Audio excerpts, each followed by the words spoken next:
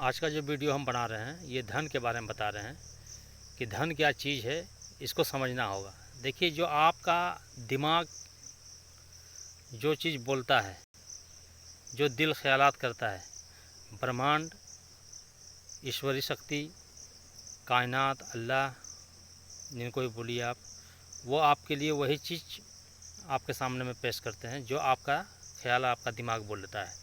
आप हमेशा अगर नेगेटिव बोलिएगा, हमेशा अपने आप को कम दिखाइएगा, अपने आप को हमेशा गरीब बन के रहिएगा और अपने आप ज़बान से भी यही चीज़ को अपनाइएगा, तो कायनात भी आपको जो है गरीबी रखेगा।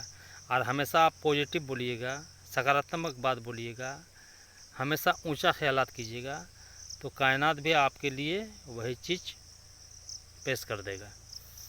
ठीक है, समझ गए आप कि धन क्या चीज़ है। धन आपका ज़बान से ही, आपके ख्यालात से ही धन का पैदा होता है। सबसे पहला नंबर, दौलतमंद आदमी अपने आत्मा से बनता है, अपने मिजाज से बनता है, तब दौलत उसके तरफ आकर्षित होता है। दूसरी बात, लक्ष्मी जो है उसी घर में वास करती है जहाँ लक्ष्मी का सम्मान मिले। आपके पास पैसा आया और आप पैसा का मिसयूज किए, मेहनत करके आप पैसा कमाएं और आपने शराब में उड़ा दिया, जुआ में उड़ा दिया, है ना, गलत जगह में जाके खर्चा कर दिया, किसी गरीब का उद्धार नहीं किया, है ना, तो आपका वो दौलत आपके पास ज़्यादा दिन रहने वाला नहीं है। दौलत का सम्मान अगर आप कीजिएगा तो लक्ष्मी आपके साथ रहेगी, वरना लक्ष्मी नाराज़ हो जाएगी और आपसे जो है दूर हो जाएगी। आप अगर रहें कुछ दिन, अगर आपको फ़ायदा मिल गया तो मिल गया, लेकिन आने वाला दिन में आपके पास से वो उड़ जाएगा। अगर आपसे नहीं उठा तो आपके नस्लों से जो है वो धन को आपसे, लक्ष्मी जो है आपसे चले जाएगी, विदा हो जाएगी। ठीक है। दूसरा बात है कि अभी का डेट में क्या हो गया है कि सिर्फ दिखावा, हम लोग का जो है धर्म में, इस्लाम में बोलता है उसको रियाकारी। हर चीज़ को दिखावा ज़्यादा हो गया इंसान के अंदर में। जो चीज़ भी करते हैं हम लोग, तो हम लोग दुनिया वाले के बीच में, आदमी के बीच में जो है हम दिखावा करते हैं, चाहे हिंदू में हो, चाहे मुसलमान में हो, चाहे सिख में हो, चाहे ईसाई में हो, जिस भी धर्म में हो, वो दिखावा ज़्यादा चला गया है। हम अगर चंदा देते हैं, डोनेट करते हैं, तो उसमें भी हम दिखावा करते हैं। अब देख लीजिए कि हम मंदिर पर जो है लाखों करोड़ों रुपया हम खर्चा कर देते हैं, लेकिन गरीब के उद्धार के लिए, समाज के उद्धार के लिए हम खर्चा नहीं करते हैं। मस्जिद में हम लाखों रुपया का टाइल्स, मार्बल्स, एसी खर्चा कर देते हैं, लेकिन वही चीज़ हम अपने समाज के लिए, अपने गरीब के उद्धार के लिए, शिक्षा के लिए ये चीज़ खर्चा नहीं करते हैं। तरीका एक्चुअल में ये होना चाहिए कि यदि आपके पास जितना भी पैसा निकालें आप, तो उसको 3 हिस्सा में डिवाइडेड करना होगा। एक हिस्सा जो धर्म के नाम पर, चाहे मंदिर हो, चाहे मस्जिद हो, चाहे गुरुद्वारा हो, चाहे गिरजाघर हो, जहाँ भी हो, एक हिस्सा आप उस जगह में डोनेशन कीजिए। एक हिस्सा समाज के लिए, जहाँ शिक्षा पर हो, समाज की लड़की के जो है शादी के लिए हो, चाहे और भी प्रकार का काम है उसके लिए हो। तीसरा हिस्सा जो पैसा है वो आपको जो है सबसे लोअर क्लास, गरीब जो गुरबा, जिसके पेट में जो है दाना नहीं पहुंच रहा, अन्न नहीं पहुंच रहा है, उसके उद्धार के लिए, उसके विकास के लिए जो है वो पैसा को जो है डोनेट करना चाहिए। तब देखिएगा कि लक्ष्मी आपके पास हमेशा वास करेगी और आपके नस्लों नस्ल तक ये दौलत आपके पास हमेशा बरकरार रहेगा, चलेगा। हम दिखावा करते हैं। आप बताइए कि मस्जिद में हम जो है खूबसूरत घर, मस्जिद बनाते हैं, तो क्या अल्लाह ताला जो अपना अर्श में जो रहे वो उसका क्या कम खूबसूरत है क्या? वो हम इसको दिखा क्या कर रहे हैं? हमारा मस्जिद नबी कौन सी का था? फूस का था, मट्टी का था। आज हम लोग तो टाइल्स और मार्बल्स और अपने फ़ायदे के लिए कर रहे हैं और एसी लगा रहे हैं अपना फ़ायदा के लिए। खुद स्वार्थ है हमारा, ईश्वर को, अल्लाह को नहीं चाहिए।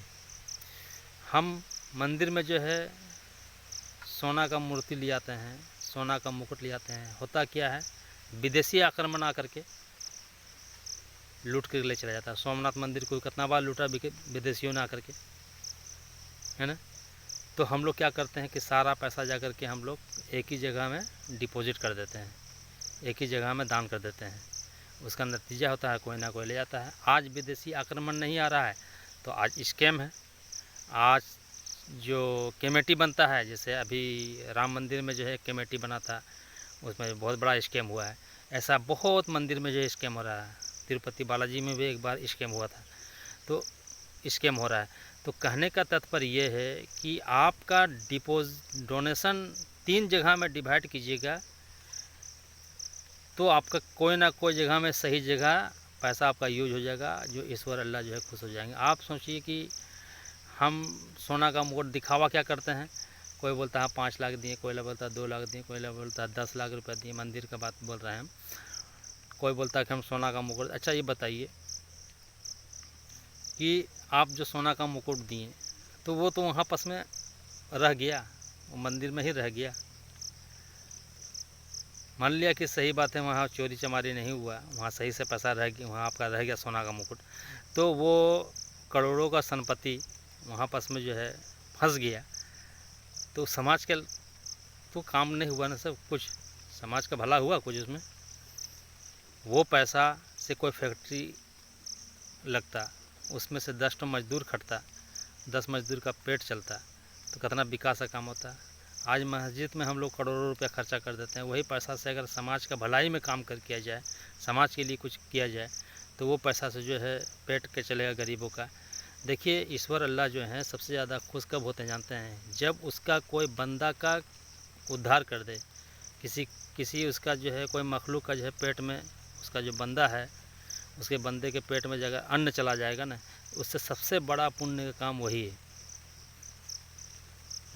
शिक्षा पर आप दीजिए, यतीमों के पास डोनेशन कीजिए, वो उससे बड़ा अमल कुछ नहीं है।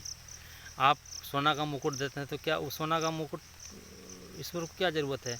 अरे ईश्वर जो अल्लाह जो भगवान जो मुकुट पहना हुआ है ना, वो मुकुट अगर पूरा दुनिया का दौलत एक तरफ और भगवान का मुकुट एक तरफ, वो भारी पड़ जाएगा भगवान का मुकुट, समझ गए? तो कहने का मतलब है कि भगवान को आपका मुकुट की ज़रूरत नहीं है, आपको श्रद्धापूर्वक आपको उसके मखलूक से अच्छा बर्ताव करने का ज़रूरत है। हम हिंदू भाई, मुसलमान भाई, सिख भाई, ईसाई भाई सबसे यही बात बोलते हैं कि अपना डोनेट करने से पहले सामने वाला को ये मत देखिए कौन मजहब का है, वो देखिए कि वो इंसान ज़रूरतमंद है कि नहीं है। अगर ज़रूरतमंद है तो आप उसको अपना दान दीजिए, डोनेशन कीजिए, शिक्षा के ऊपर खर्च कीजिए, गरीबों का उद्धार के लिए खर्चा कीजिए, और कुछ हिस्सा जो है अपने मस्जिद के लिए या अपने मंदिर के लिए, अपने गुरुद्वारा के लिए, अपने गिरजाघर के लिए भी डोनेट कीजिए। ठीक है, यही बात बोल करके हम अपनी वाणी को समाप्त करते हैं। जय हिंद।